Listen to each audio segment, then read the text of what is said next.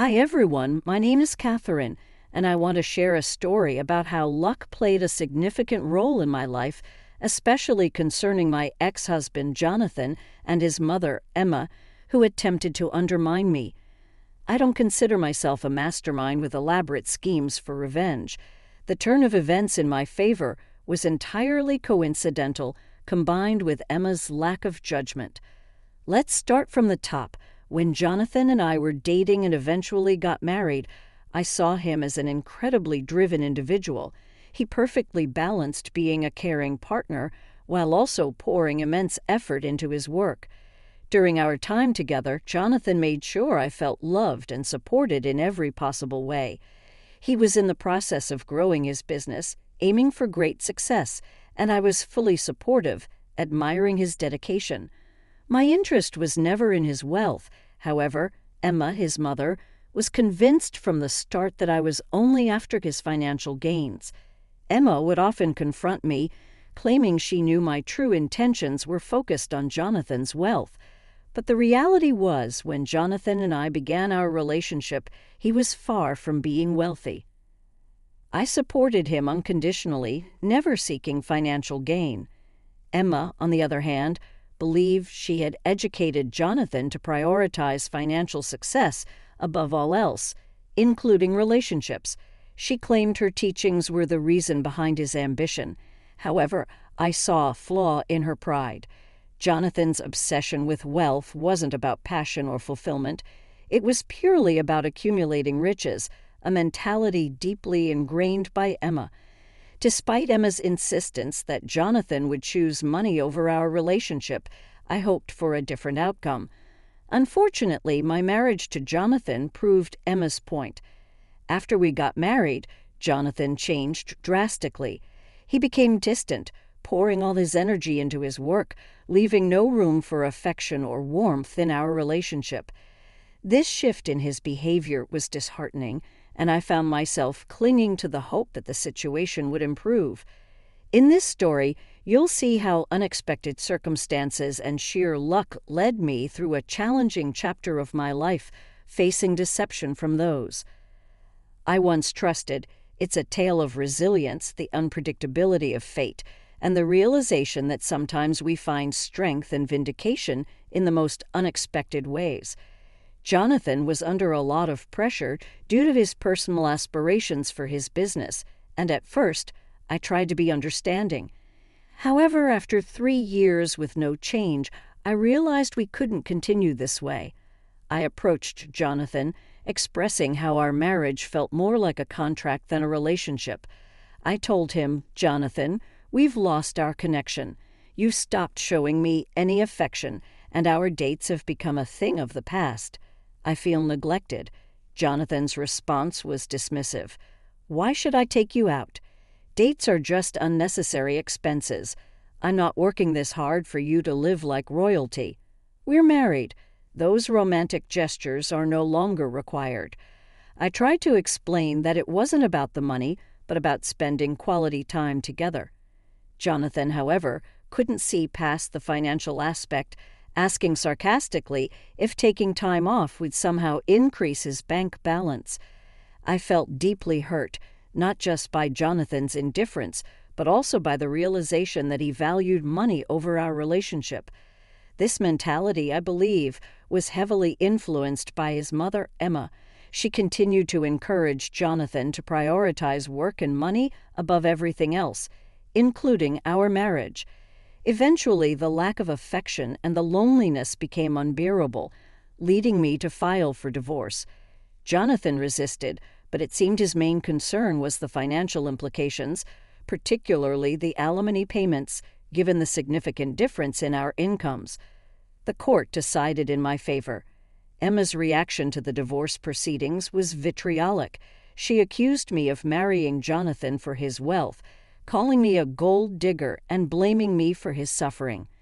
Despite her accusations, I stood my ground, reaffirming that my decision to leave was due to Jonathan's neglect and obsession with money, a trait that Emma herself had nurtured in him. In our final conversations, Emma remained unyielding, insisting that money should be Jonathan's only concern and derogatorily referring to me as a gold digger. These exchanges only confirmed my decision to leave, as it became clear that both Jonathan and Emma valued wealth over love, connection, and the basic elements of a meaningful relationship. Emma made it clear she was determined to support her son through the aftermath of our divorce, expressing hope that the court wouldn't grant me any financial support, despite her resolve. I noticed that Jonathan had become increasingly distant from her since I moved out.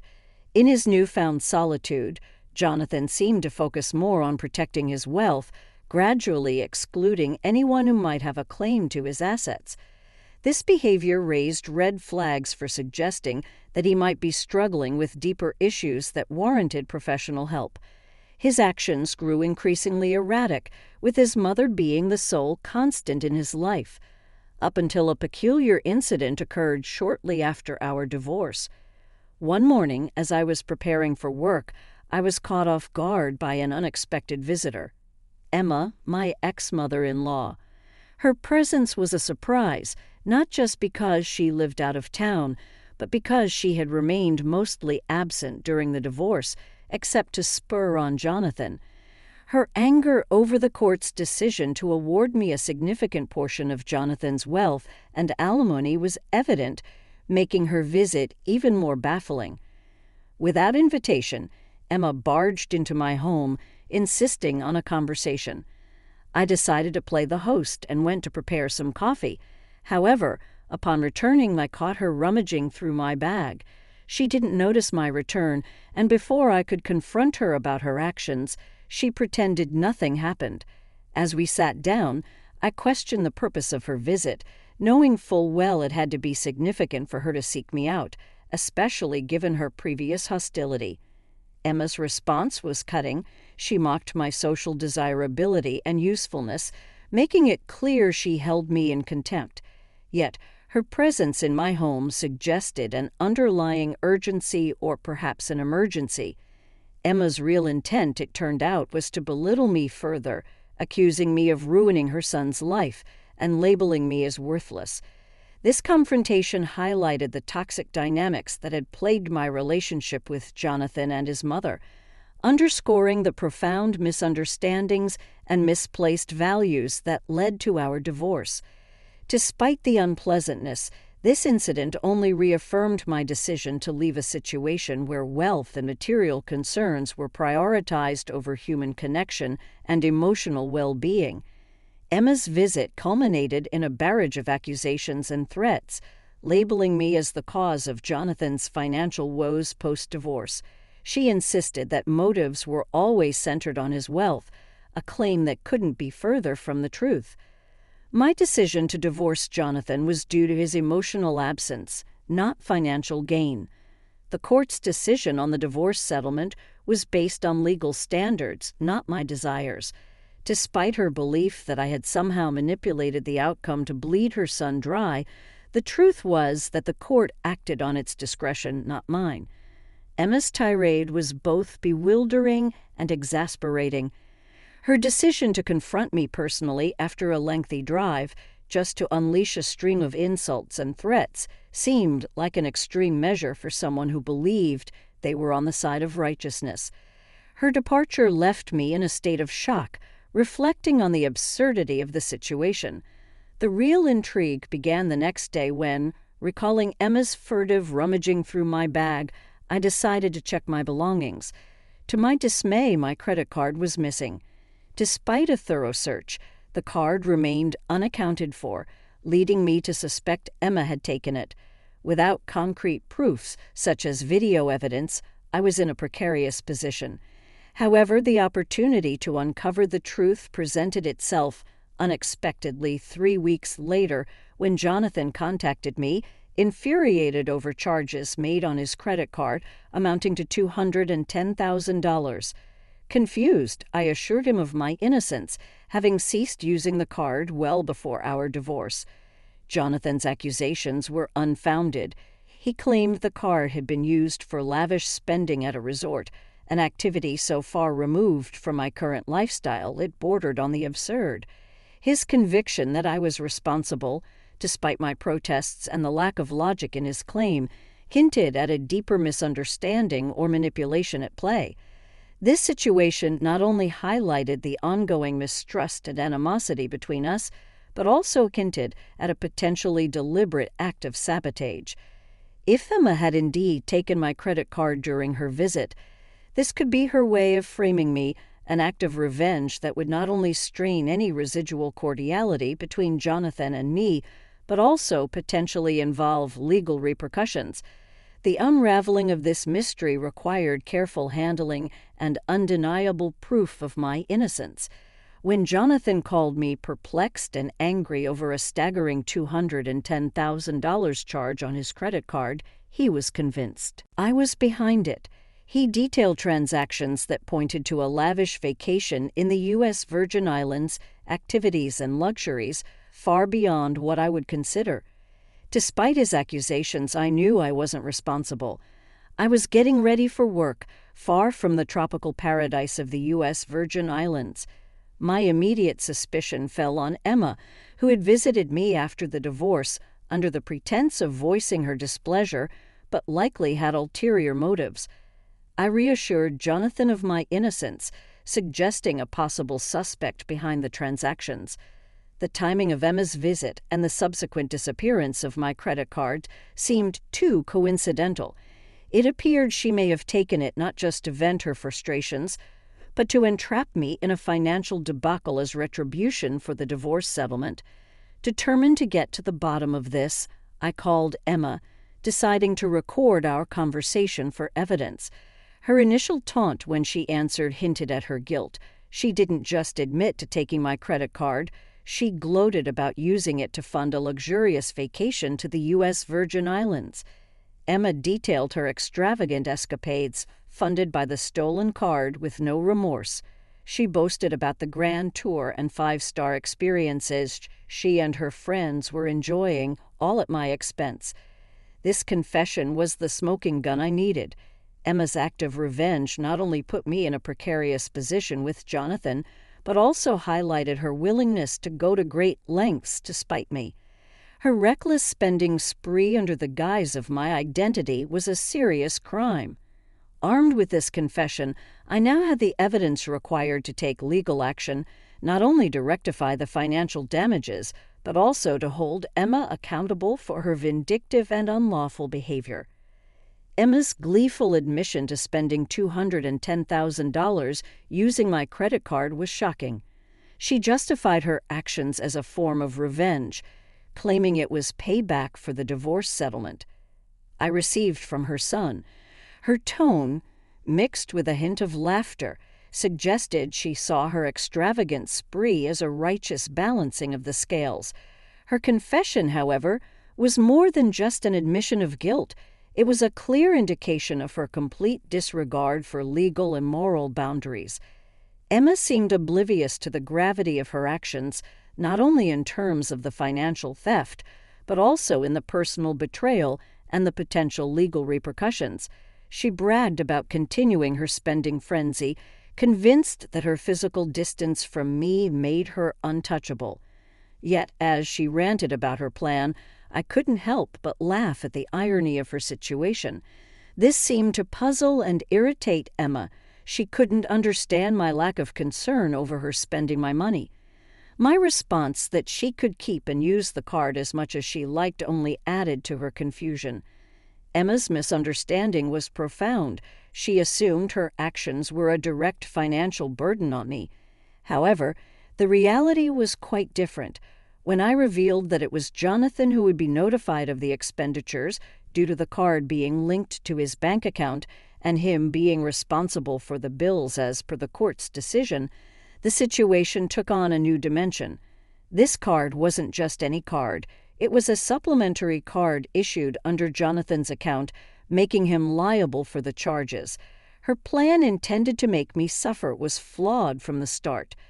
Emma's shock at learning the consequences of her actions, that she had inadvertently saddled her own son with a hefty bill, underscored the short-sightedness and impulsivity of her revenge. This revelation not only highlighted the potential legal implications for her, but also the unintended financial strain on Jonathan, making her scheme backfire spectacularly. Emma was taken aback when I coolly thanked her for relieving me of the credit card, a relic from my time with Jonathan that he had neglected to reclaim post-divorce. Her silence was palpable over the phone as she processed the implications of her actions. It seemed she had either overlooked or conveniently forgotten the court's decision, which mandated Jonathan to cover my credit card expenses.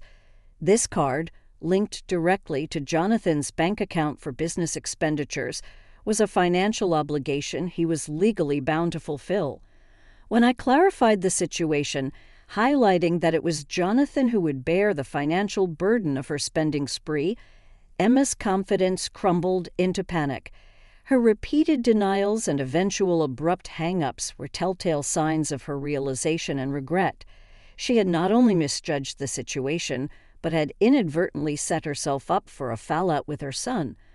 Armed with the recorded confession, I had substantial leverage not just over Emma, but in reshaping her relationship with Jonathan. I pondered over Jonathan's potential reaction, knowing his affection for his mother was likely overshadowed by his zeal for wealth preservation.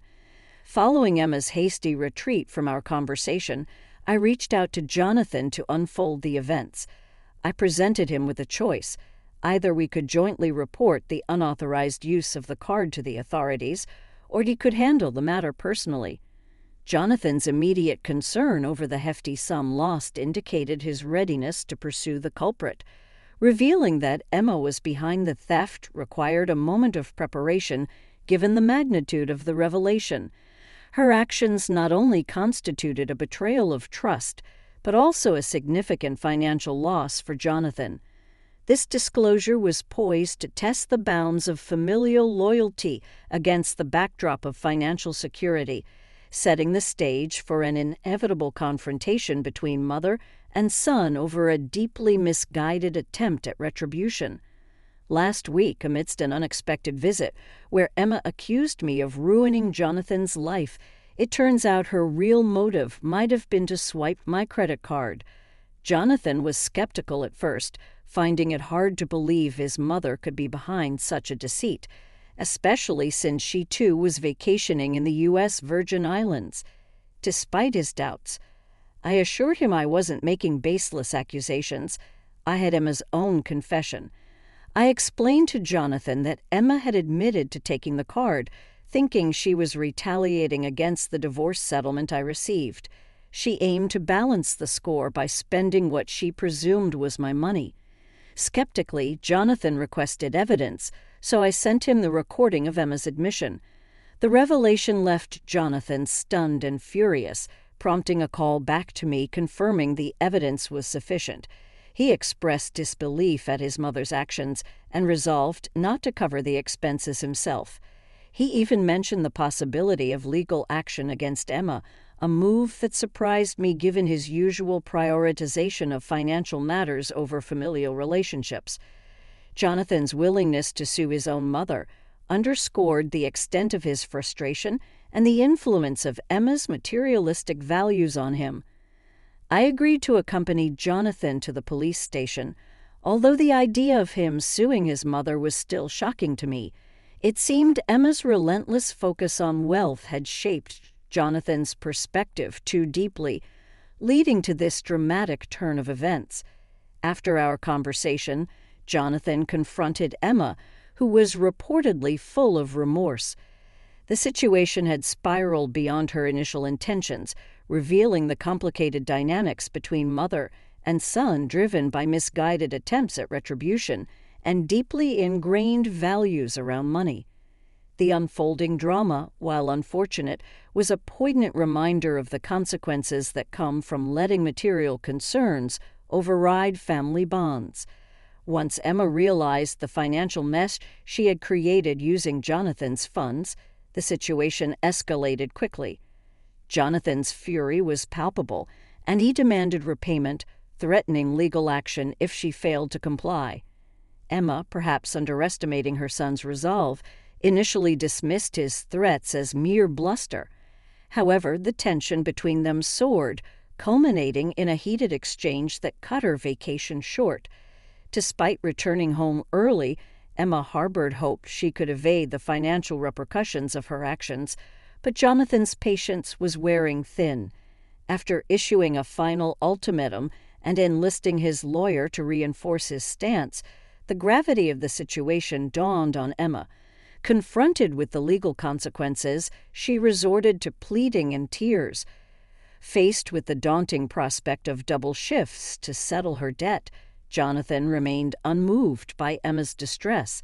His decision was final, leading Emma to sign a formal agreement under the watchful eye of Jonathan's lawyer, ensuring she fulfilled her financial obligations. This arrangement has left Emma juggling multiple jobs to chip away at the sizable debt. The aftermath of this ordeal has irreparably damaged Jonathan and Emma's relationship. Mutual resentment festers, with both parties blaming the other for the fallout, severing their once close bond. As for me, observing the unraveling of this familial discord from a distance has been an unexpected source of closure. It affirmed my decision to distance myself from their turmoil, offering a stark reminder of the freedom I've gained from leaving such a tumultuous marriage